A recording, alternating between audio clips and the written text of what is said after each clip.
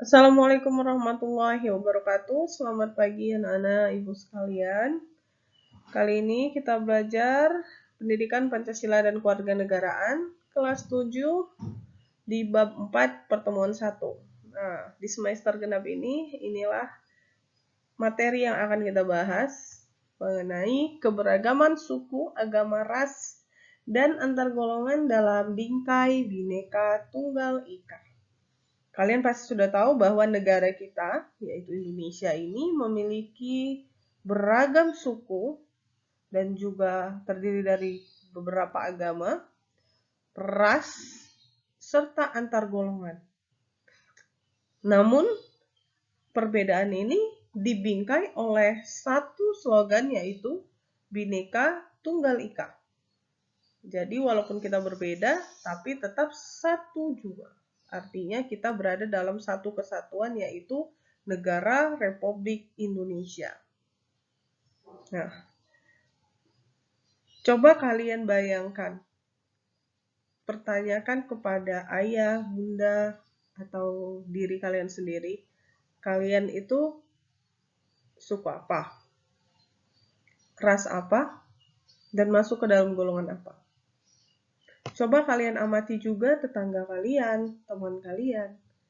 Mungkin dalam satu lingkungan, kalian itu berada pada berbagai macam suku, berbagai macam agama, dan berbagai macam antar golongan juga, berbagai macam ras juga. Ya kan? Dalam satu lingkungan di rumah, coba kalian perhatikan. Misalnya di dalam gang atau di lingkungan kalian, ada perbedaan nggak? Walaupun berbeda, tapi kalian tetap harmonis kan hubungannya dengan tetangga, dengan keluarga, dengan orang lain, ya. Apa yang menyatukan itu? Yang menyatukannya adalah Bhinneka Tunggal Ika tadi.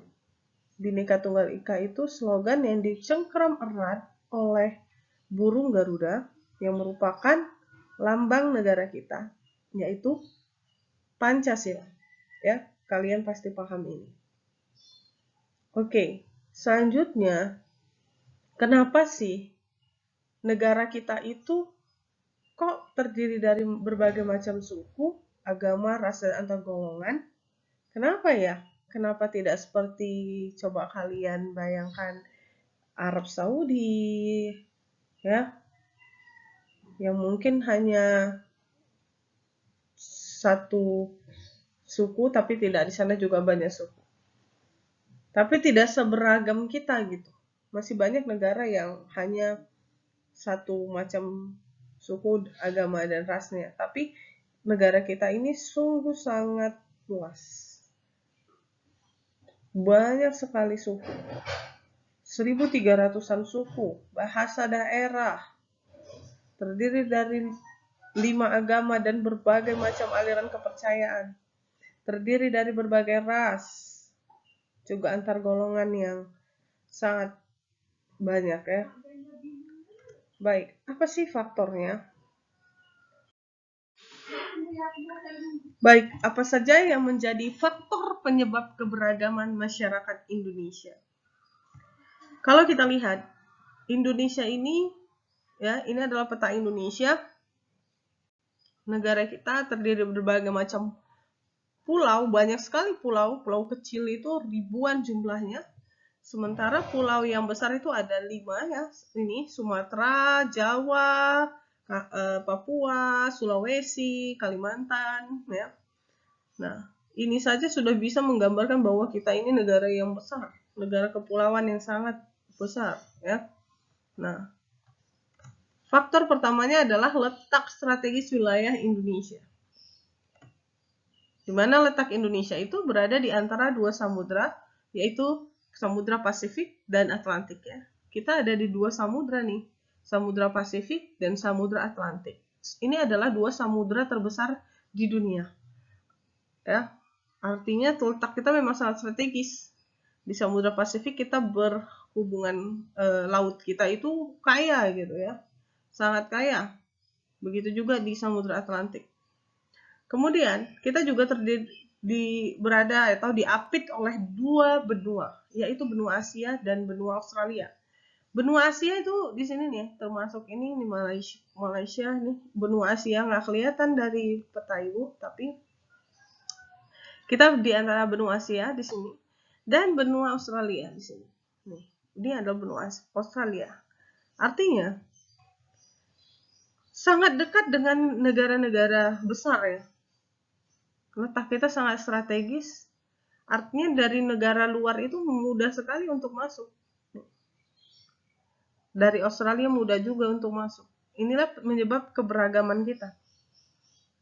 Ada beberapa suku, beberapa ras, beberapa negara, agama juga gampang sekali masuk ke sini. Jadi makanya ras kita itu bisa sangat banyak karena mudah akses masuknya. Seperti itu ya. Kemudian adalah kondisi negara kepulauan.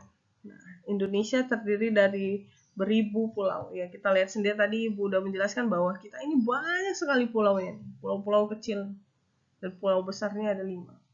Kemudian perbedaan kondisi alam nih. Jadi kondisi alam ini berbeda karena pasti kita berada di negara kepulauan yang banyak lautnya ya. Ada yang daerah dekat pantai, dekat sini. Ada yang di gunungnya, ya. Ada yang suburnya, wilayah subur, ada wilayah yang gersangnya, ada yang hanya padang rumput. Tapi itu pun merupakan suatu kekayaan alam yang harus disyukuri gitu.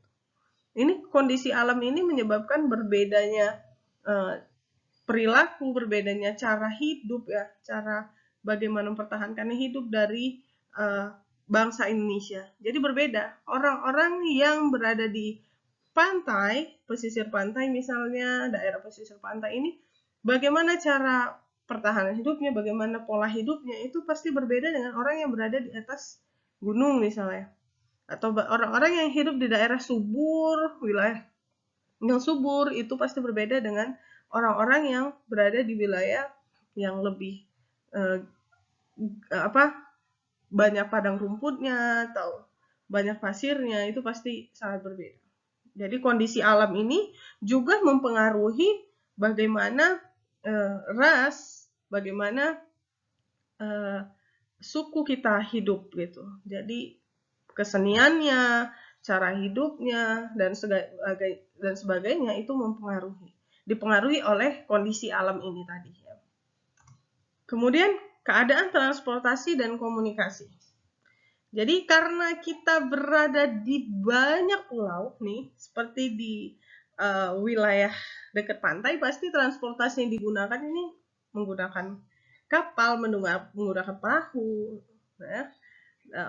Seperti misalnya Papua ini jalan raya itu baru dibangun saat ini ya, tapi selama berpuluh-puluh tahun itu hampir tidak punya jalan raya dan kondisinya itu banyak gunung. Rata-rata di Papua ini gunung-gunung gitu ya, jalannya berlembah-lembah, berbukit-bukit. Akhirnya apa? Transportasi di sana yang digunakan itu banyak adalah pesawat-pesawat kecil ya di sana. Tapi saat ini insya Allah jalan Trans Papua itu sedang dibangun, semoga saja cepat, jadi orang-orang di sana bisa menggunakan akses jalan darat yang lebih mungkin aksesnya lebih murah. Atau juga misalnya di daerah kepulauan sini, dari antara satu pulau ke pulau lain gitu. Bagaimana cara mengaksesnya? Mereka transportasi ini pasti berbeda. Ada yang pasti menggunakan perahu rata-rata ya. Seperti kalian pernah tahu di Kalimantan, bahkan ada banyak sungai ya. Jadi di sana bahkan ada pasar apung. Nah, artinya mereka bertransaksi jual beli itu ada di sungai gitu.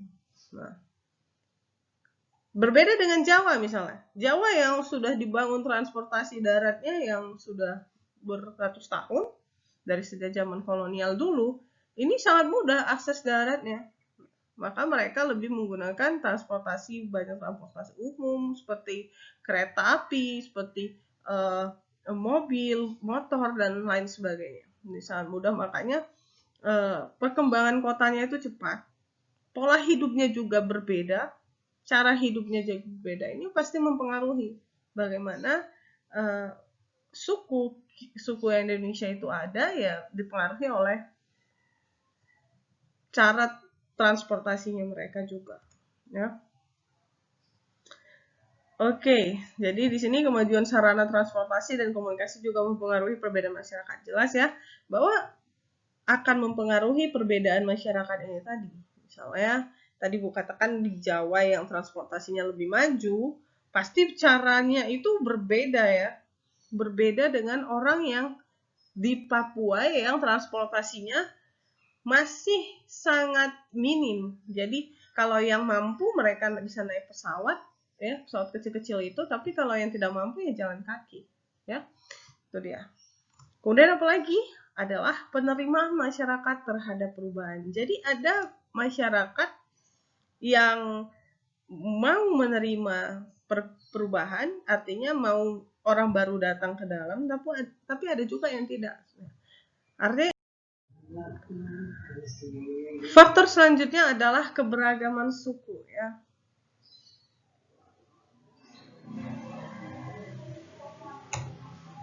Suku bangsa artinya sekelompok manusia yang memiliki kesatuan budaya dan terikat oleh kesadaran dan identitas tersebut. Jadi kalau kalian melihat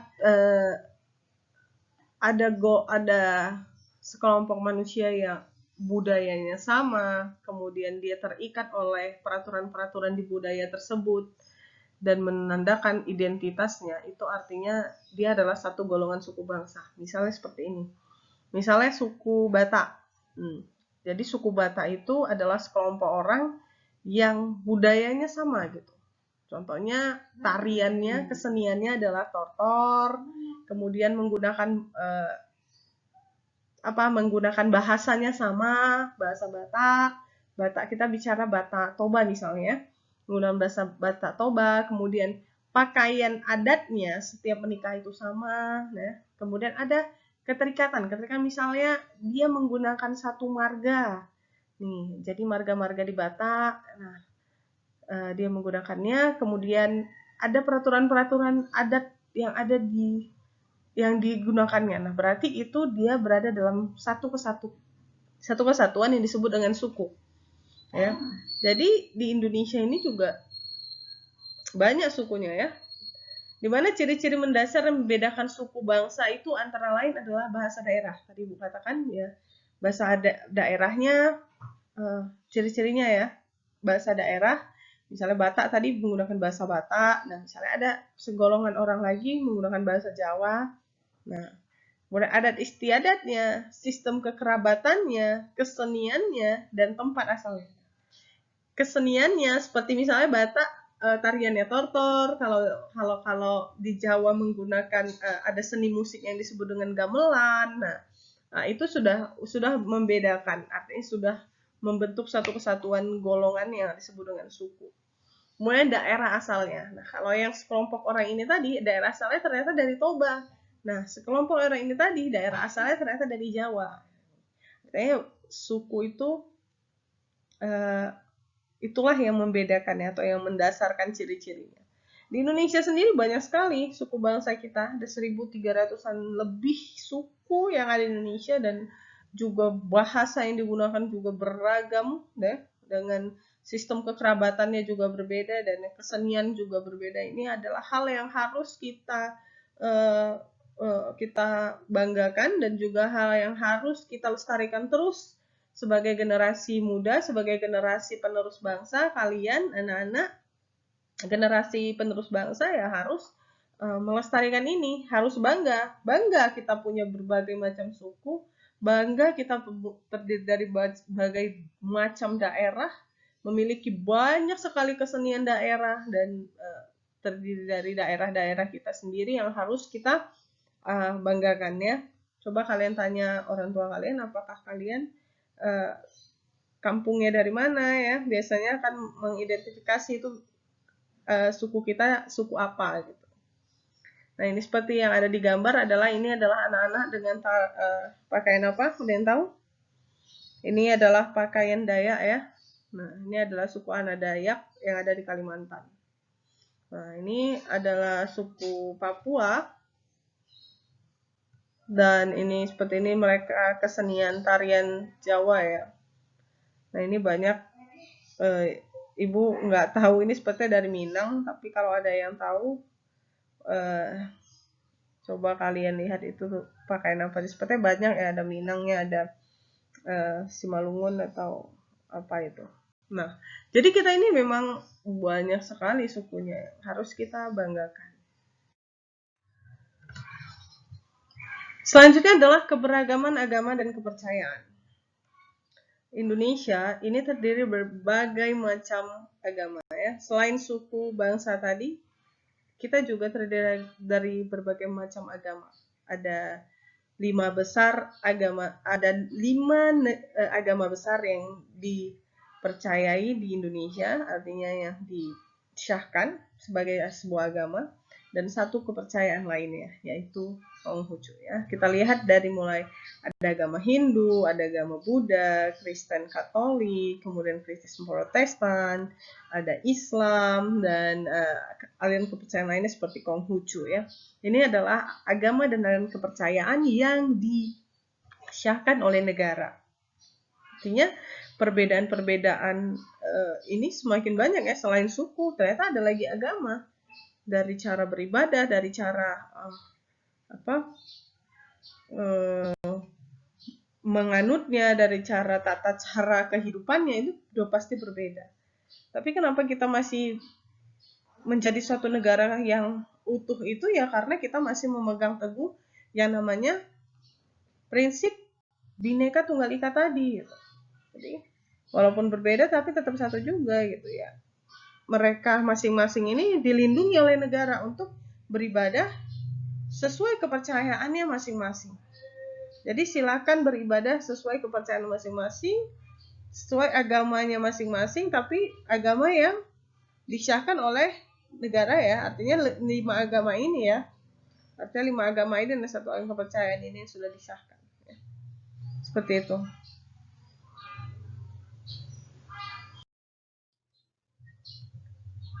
Selain itu adalah keberagaman ras. Jadi Indonesia itu terdiri dari berbagai macam ras ya, selain suku. Beda antara suku dengan ras ya. Ras itu adalah golongan bangsa berdasarkan ciri-ciri fisik dan garis keturunan ya. Berdasarkan ciri-ciri fisik dan garis keturunan. Kalau suku tadi tidak harus melihat dari fisik. Nah, kalau misalnya suku Batak fisiknya enggak seperti itu juga. Tapi kalau ras ini jelas melihat dari ciri fisik dan garis keturunannya. Jadi DNA-nya itu udah pasti sama, rasnya itu dari mana itu bisa dicari gitu. Tapi kalau suku itu agak berbeda gitu. Karena siapa aja bisa masuk ke dalam suku golongan itu kalau dia memang terlahir dari situ juga ya. Jadi seperti ini, misalnya ya, di mana setiap manusia itu memiliki perbedaan ras dengan manusia lainnya karena ada perbedaan ciri-ciri fisik seperti warna kulit dan bentuk rambut. Jadi dilihat dari warna kulit dan bentuk rambutnya, oh ini ras ini, oh ini ras ini gitu ya. Jadi bukan sukunya, tapi rasnya itu berbeda. Bedakan ya antara ras dan suku. Nah, masyarakat Indonesia ini memiliki keberagaman ras yang disebabkan oleh kedatangan bangsa asing ke wilayah Indonesia. Jadi kedatangan bangsa asing ke wilayah Indonesia itulah menyebabkan kita terdiri dari berbagai macam ras. Sejarah perjebaran ras di dunia serta letak dan kondisi geografis wilayah Indonesia. Jadi Indonesia itu yang negara kepulauan dengan kekayaan alam yang melimpah, dari dulu itu sudah dijadi incaran negara-negara luar untuk mencari kekayaan alam kita. Jadi ras-ras yang dari luar itu datang itu malah tinggal di sini dan terjadi perkawinan campuran atau bahkan sudah menetap di sini dan akhirnya menyebabkan kita terdiri beragam ras tadi gitu ya. Nah, ras apa aja yang ada di Indonesia? Nah, yang pertama adalah ras Malayan Mongoloid. Malayan Mongoloid ini banyak di Jawa, Sumatera, Bali, Nusa Tenggara Barat, Kalimantan, Sulawesi ya. Ini ciri-cirinya seperti kita wajahnya. Rata-rata kalian ada yang seperti ini. Ya, seperti ini ya. Malayan Mongoloid. Apakah orang Batak masuk ke dalam mana, Bu? Iya, Malayan Mongoloid juga, coba lihat deh. Cirinya kulit sawo matang ya, badan tidak terlalu tinggi, matanya seperti itu ya, hidung tidak terlalu mancung, tapi seperti itulah ras Malayan Mongoloid. Jadi ada di beberapa daerah tersebut. Kemudian ada ras melanosoid. Ini banyak di Papua, Maluku, dan Nusa Tenggara Timur. Ciri-cirinya seperti ini ya, kulit keriting, rambut keriting, kemudian kulitnya kecoklatan dan agak kehitaman, ya seperti itu ya. Nah, ini adalah ras melanosoid. Apakah ras ini ada di negara di pulau lain? Ya mungkin ada gitu. Mungkin aja, tapi mereka banyak di Papua, Maluku, dan Nusa Tenggara Barat. Kemudian ada ras Asiatic Mongoloid. Ini adalah ras yang datang ya dari negara-negara Asia seperti ras Tionghoa, Jepang, Korea ya. Jadi datang, nah ini K-pop ya. Datang dari luar itu ke sini, kemudian kalian lihat yang kulit putih, mata sipit, rambut hitam, nah itu ras Asiatic Mongoloid. Berbeda dengan Malayan Mongoloid, karena kita Melayu ya, ras Melayu Mongoloid. Kalau mereka Asiatic, ras Asia Mongoloid.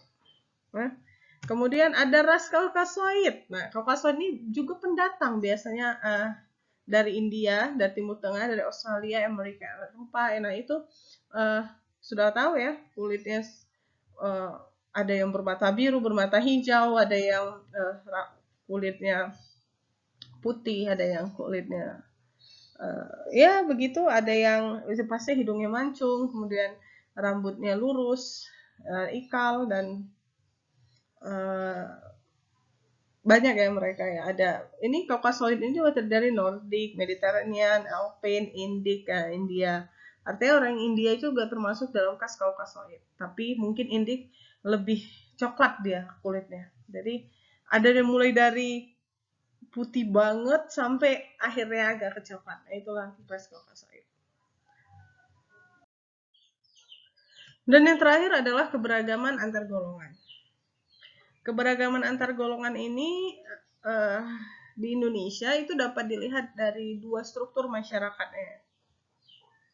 Kalau secara horizontal, artinya garis lurus, kita bisa lihat ya adanya kesatuan-kesatuan sosial yang berdasarkan perbedaan suku, bangsa, agama, adat, istiadat, dan kedaerahan. Jadi misalnya ada perbedaan suku, bangsa, ya, agama, adat, istiadat, kedaerahan itu strukturnya secara horizontal, tidak ada perbedaan yang signifikan, artinya tidak ada kelas di situ. Sama aja, hanya aja berbeda. Sama dia kelasnya, sama, tidak ada yang lebih tinggi atau lebih rendah. Ini garis melintang ini. Nah, itu artinya perbedaan itu bisa dilihat dari sukunya, bangsa, agama, dan adat istiadatnya ya. Tapi ada juga keberagaman atau golongan yang secara vertikal, artinya secara garis lurus. Secara vertikal ini ditandai adanya lapisan atas dan lapisan bawah yang cukup tajam. Misalnya antara si kaya dan si miskin, antara bangsawan dan rakyat biasa. Jadi seperti ini. Jadi ada yang atas itu, di atas misalnya dia lebih kaya, yang di bawah dia stratanya lebih sedikit di bawah dia, atau sampai ke bawah. Nah, itu bisa dilihat misalnya dari itu ya. Jadi kalau udah begini aja sudah beragam, sangat beragam ya. Bagaimana menyatukan golongan ini tadi dalam sebuah forum masyarakat misalnya, ya hanya satu yang dapat menyatukannya, itu Bhinneka Tunggal Ika, Pancasila, hanya itu. Jadi karena pasti ada gap misalnya antara si kaya dan si miskin. Tapi kalau sudah negara yang berdasarkan Pancasila, yang menganggap bahwa semua manusia, semua orang di mata hukum itu sama, tidak ada kaya, tidak ada miskin, itu sama, artinya ya memang tidak ada perbedaan yang terlalu mencolok sebenarnya, harusnya ya, seperti itu. Jadi itu dia tadi berbagai macam keberagaman ras, suku, bangsa, agama, dan antar golongan yang ada di Indonesia yang sangat banyak, yang lumayan sangat beragam, dan harusnya kita sebagai bangsa Indonesia haruslah bangga dan menjaga ini, menjaga keberagaman ini, jangan menjadikan perbedaan malah menjadi sebuah perpecahan, tapi membuat perbedaan ini menjadi satu kesatuan yang indah dilihat. Bangsa lain itu melihat Indonesia ini luar biasa gitu. Kenapa ini bangsa banyak rasnya, banyak agamanya, banyak golongannya, tapi kenapa mereka bisa hidup harmonis itu menjadi sebuah kecemburuan untuk negara lain. Ya. Ini menjadi sebuah kekuatan kita justru karena keberagaman malah kita bisa bersatu itu menjadi kekuatan yang tidak ada nilainya gitu. Yang artinya ini kekuatan yang mahal sekali. Yang bangsa lain itu mungkin tidak punya. Mereka hanya ada 1-2 suku tapi mereka berperang ya. Mereka hanya terdiri dari satu agama bahkan itu pun berperang. Nah, sementara kita berbagai macam agama tapi bisa hidup saling berdampingan, saling harmonis, itu harus tetap kita jaga. Itu harus tetap kita jaga, itu harus tetap kita pertahankan sampai keturunan-keturunan selanjutnya. Sampai kalian generasi penerus dan kalian juga menurunkan ini kepada anak cucu kalian. Ya. Tidak ada nilainya. Ini sangat mahal. Itu saja dari Ibu hari ini.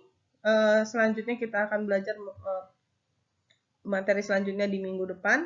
Tapi semoga kalian memahami materi yang Ibu berikan pada pagi hari ini ya. Assalamualaikum warahmatullahi wabarakatuh.